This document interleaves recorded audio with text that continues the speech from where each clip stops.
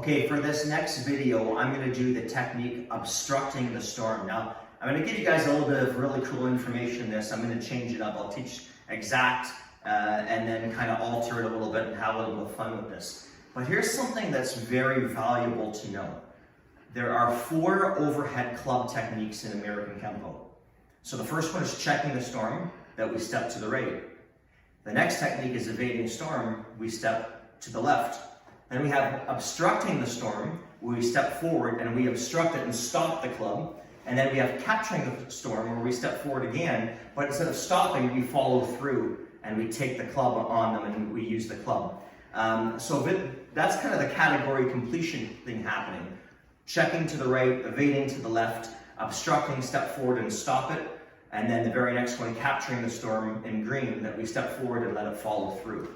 Okay, so this particular technique is very basic. I'm going to teach it textbook first, and I'm going to give you some fun stuff. Maybe just sure, that's good. So he comes with the overhead club, and I'm going to block with my right arm on top of my left. It's very important that I do that. This is an open-ended triangle. It's also a universal block. If you look at my pattern, just a universal block. But I don't want to have the left arm on top of the right, because that would be getting in my own way, and you'll see why in a second. So I make the block, and then I'm just going to roll that arm bar on. Now notice my back foot is already facing my work. A lot of people will do this neutral though, so that if I knee them, I have to go, oh yeah, now I get to turn my foot, which is not economy of motion, okay? So if we try that again, the club comes, I make the block, I roll that arm bar, I'm already facing, and I'm going to deliver the knee. Now, when I deliver the knee, just put your hand there for safety on this side. Yeah, I like to do that so Scott feels, oh yeah, that's where it would be. That's a good way to practice.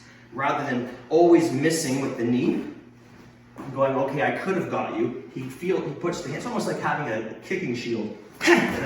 He feels that knee can deliver, okay? Now, the issue is, on this one, there's a time gap. So I don't really control the opponent until I get that effective arm bar on. There's a time gap between him coming with the club and me actually executing a little bit of pain on him. So what I could do is make the block, hammer, and then I roll that on, and then I'm good to go. I pull him in if I need to, whap, deliver the knee. Watch my left leg. Kick that. I blew out that knee, spread his base, and knocked the wind out of him. I'm going to slow that down so you can get an idea of what I did there. So if he comes with the club, I go, hit that, I roll this. Watch my left leg. Boom. By the way, I take my left leg and circle this, and he'll scoop his head. I'm going to be careful. I'm just making this up now, guys. It goes with this. Look at this. I've got options. Okay, so if we put the club again, lots of nasty things I could do. You might also go, oh, I know crossing talon. Okay, so he comes with the club, and I hit that, and I roll this, and I go, okay, elbow rip. There's the knee.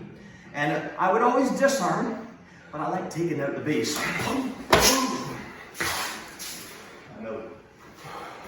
So if you stick to the basics, I don't change anything up and throw any fun stuff in.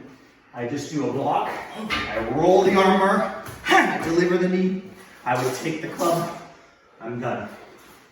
And that is obstructing the storm.